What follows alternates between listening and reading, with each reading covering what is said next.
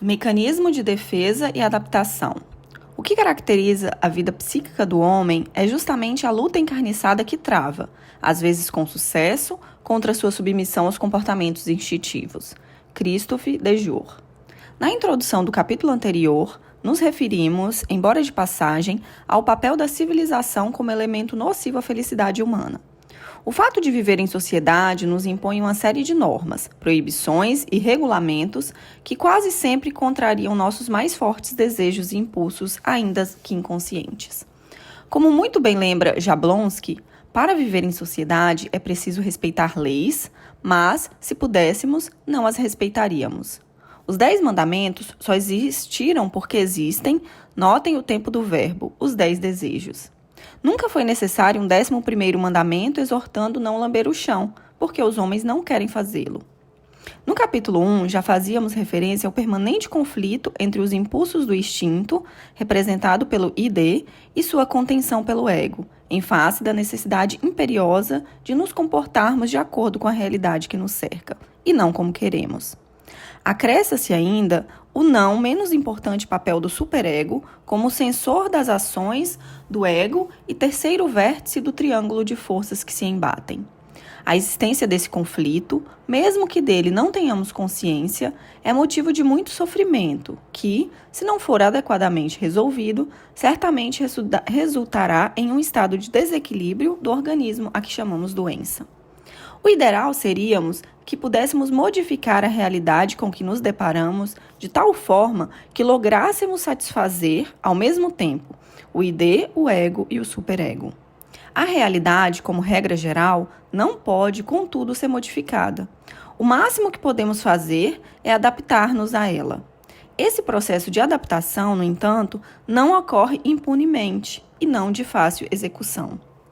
Os meios que nossa psique lança mão para controlar o conflito entre os impulsos do ID, instintivo e puramente animal, e a necessidade de ceder à realidade e às exigências do ego e do superego, são denominadas mecanismos mentais de defesa e adaptação. De uma forma mais simplificada, podemos entendê-lo como válvulas de escape de uma panela de pressão. Se não existissem ou não funcionarem a contento, a panela explode. A explosão, em nosso caso, é a doença ou até a morte. A existência desses mecanismos nos é benéfica e obrigatória, e todos a eles recorremos. Graças a eles, vamos convivendo razoavelmente bem com a dura realidade da vida. Somos normais, enfim.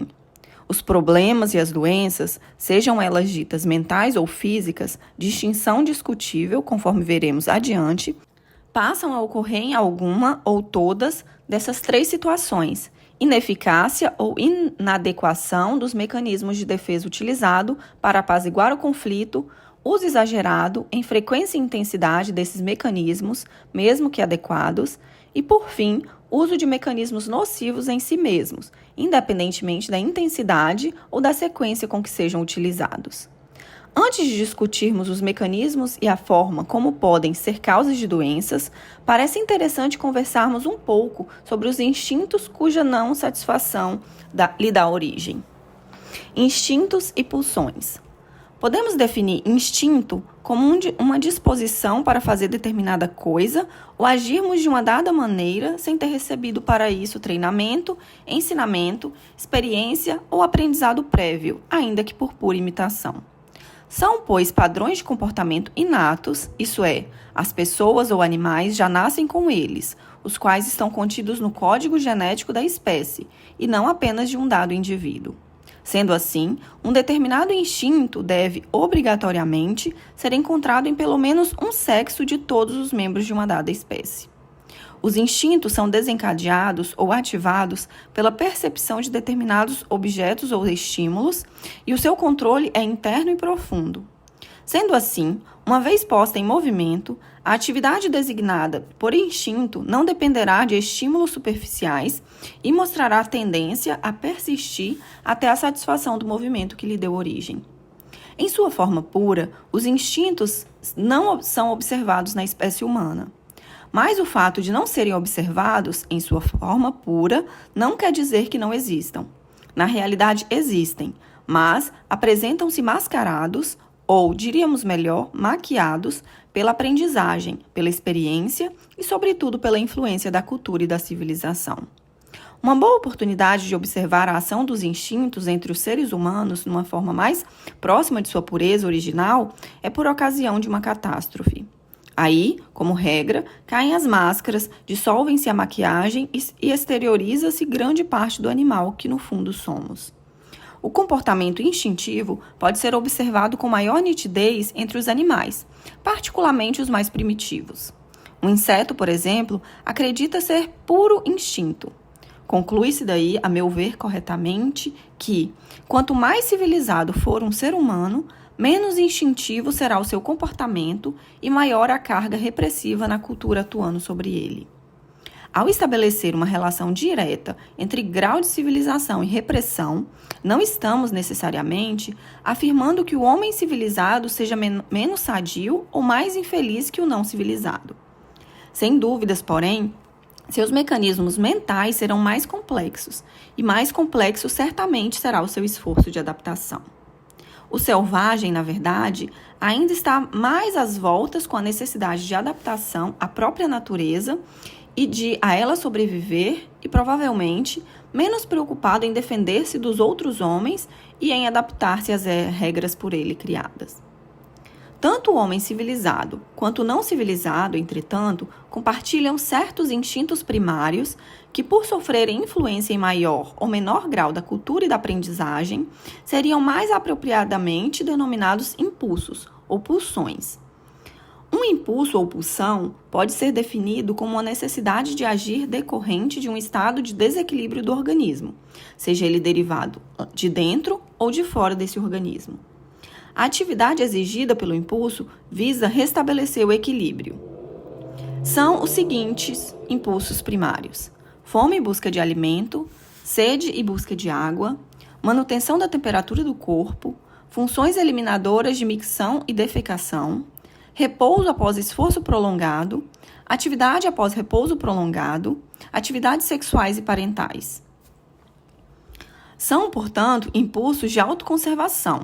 O impulso sexual tem mais a ver com a conservação da espécie. Além desses, Freud identificou também uma pulsão para a morte e autodestruição, a qual já fizemos referência no capítulo 1. Sendo o impulso, como já dito, uma necessidade de agir para retornar a uma situação de equilíbrio na presença de um estímulo gerador de desequilíbrio, não resultam ao organismo mais do que duas alternativas: atender ao impulso ou com ele entrar em acordo de alguma maneira. Não ocorrendo nenhuma dessas alternativas, permanece o desequilíbrio, cuja expressão palpável é a doença. Tais tentativas de apaziguamento, repetimos, constituem os mecanismos de defesa e adaptação que discutiremos a seguir. Mecanismos de defesa desejáveis. Podemos, de uma forma didática, dividir os mecanismos de defesa em dois grupos. Aqueles que, bem utilizados, são benéficos, saudáveis e, portanto, desejáveis, e os que são intrinsecamente nocivos e indesejáveis. Entre os desejáveis e potencialmente benéficos, os principais são recalque, compensação, racionalização, idealização, formação de reação, deslocamento, sublimação. Qualquer um deles, utilizado de forma exagerada, seja em frequência ou em intensidade, chega a produzir uma quantidade de distúrbios que prejudicam nossa eficiência e alegria de viver. Na maioria das vezes, no entanto, eles conferem ao ego uma proteção eficaz contra a sensação de ansiedade gerada pelos conflitos, proporcionando-lhes, ao menos, uma solução aparente. Não sendo este um livro de psiquiatria e nem destinado a profissionais da saúde, não cabe detalhar esses mecanismos. Cumpre, entretanto, explicar, ainda que de forma superficial, o significado de cada um deles. O recalque foi, inicialmente, considerado por Freud como sinônimo de mecanismo de defesa, consistindo, assim, todos os outros citados apenas em maneiras diferentes de lidar com o recalque. Posteriormente, porém, passou a utilizá-lo como um dos diversos mecanismos de defesa. Podemos entendê-lo como a rejeição inconsciente pelo ego de desejos, emoções ou afetos, oriundos do id e considerados inaceitáveis pelo superego e pelo mundo. Tentando explicar de forma menos técnica, seria, na feliz analogia de Menninger, como se o ego fosse uma espécie de diretor de teatro numa noite de representação com artistas amadores. Imaginemos, então, seu trabalho de controlar a multidão de entusiasmados jovens principiantes querendo subir ao palco e representar seu papel. Tais principiantes seriam os impulsos e desejos do ID. A plateia, difícil de agradar, seria o mundo exterior. E para complicar, nos camarotes estariam a ranzinza figura do crítico teatral, o superego, cuja aprovação é fundamental para o diretor, o ego, e este tudo fará para agradá-lo. Forçoso é, porém, que, entre os impacientes principiantes, estejam criaturas belas e agressivas, ansiosas por subir ao palco e fazer um número de striptease ou mesmo gestos obscenos para a plateia. Se o diretor permitisse que isso acontecesse, o fato chocaria tanto o público quanto o crítico e a representação, certamente, seria interrompida e todos correriam o risco de ir para a cadeia. Para evitar que isso aconteça, e considerando a agressividade e a rebeldia dessas criaturas, não resta ao diretor outra alternativa senão trancafiá-las no fundo dos camarins. Dessa forma, com seus gritos, reclamações e murros nas portas, poderão causar distúrbios, nervosismo e até prejudicar, em maior ou menor grau, o desempenho da peça, mas, ao menos, ficarão ao abrigo dos olhos e dos ouvidos da plateia e do crítico. O leitor certamente já terá compreendido que os atores trancafiados correspondem aos impulsos recalcados. A analogia só não está perfeita porque, na realidade, o recalque desses impulsos pelo ego se dá em geral de forma inconsciente. A compensação é um dos mecanismos de defesa mais benéficos para o ego e, na maioria das vezes, também para a sociedade. Consiste numa forma do ego de defender-se do que lhe parece um ponto fraco, real ou imaginário, por intermédio de um esforço enorme e específico para superar a fraqueza, por vezes alcançando o extremo oposto. É o caso, por exemplo, de um cego que se dedica com tanto afinco ao trabalho e ao estudo que se torna mais bem-sucedido e culto do que a grande maioria das pessoas não deficientes. Ou ainda o caso do aluno pouco dotado que consegue ser o primeiro da classe pela dedicação aos estudos. Incluem-se também aqui os inúmeros casos que todos conhecemos de baixinhos, valentes e mandões, ou ainda de pessoas que ficam antipáticas de tanto que se esforçam para parecer importantes, inteligentes, etc. Ou ainda do homem com dúvidas quanto à própria masculinidade, a qual compensa agindo como machão ou conquistador compulsivo, a síndrome do Dom Juan. A racionalização é, talvez, o mais utilizado dos mecanismos de defesa e aquele que mais operamos de forma consciente. É uma forma engenhosa de aplicar nossas atitudes e ou sentimentos, atribuindo-lhes motivações aceitáveis para nós mesmos e que certamente não são aquelas que realmente nos movem. Consiste, na verdade, em desculpas que nos damos e que, em regra, parecem ter uma lógica e honestidade indiscutíveis, e realmente acreditamos que assim seja. É o caso, por exemplo, de um ditador que justifica para si mesmo a violenta repressão com que esmaga qualquer oposição ou crítica ao seu governo, sinceramente convencido de que seus opositores e críticos estão, na verdade, mal intencionados e prejudicando perversamente a grande obra que realiza em proveito do seu país e a favor do seu povo. Da mesma forma, um policial torturador pode, sem qualquer sentimento de culpa, dar vazão aos seus impulsos sádicos, espancando e serviciando o preso sob sua guarda, convencido de que está protegendo a sociedade contra perigosos malfeitores ou subversivos. A idealização é um mecanismo de defesa que pode ser entendido como uma forma modificada de racionalização. Por meio dele, podemos, por exemplo, nos ver como os mais inteligentes e belos seres humanos da face da Terra, ou considerar assim as pessoas pelas quais nos apaixonamos. O grande risco da idealização é a cegueira que provoca, de tal sorte que não vemos nossos defeitos ou os das pessoas pelas quais estamos enamorados e idealizando. Todos nós tendemos a não reconhecer ou a desculpar em nós mesmos falhas que prontamente apontamos nos outros. A autoidealização existe em todos nós e, dentro de certos limites, é útil por necessitarmos de segurança, confiança e fé em nós mesmos e em nosso valor, mesmo que os outros não consigam nos ver da mesma forma. Formação de reação é o nome que os psiquiatras dão a um comportamento que é justamente o oposto daquele que inconscientemente se deseja.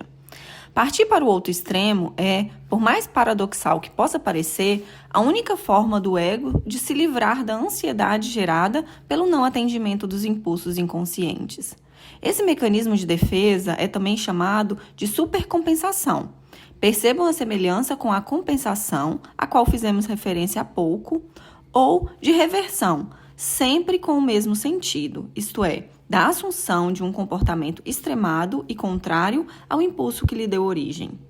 A lógica desse mecanismo de defesa é a seguinte: para evitar que sejamos forçados a virar à direita, é necessário que antecipadamente tomemos o sentido da esquerda.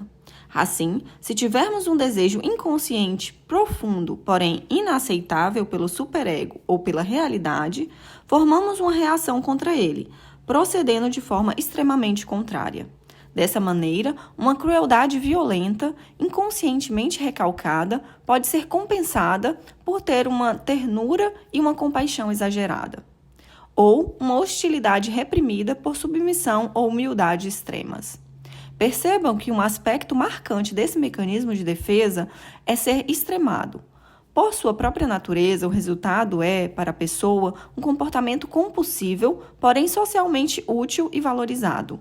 Em algumas ocasiões, no entanto, chega a perturbar tanto a tranquilidade da pessoa que passa a ser nocivo.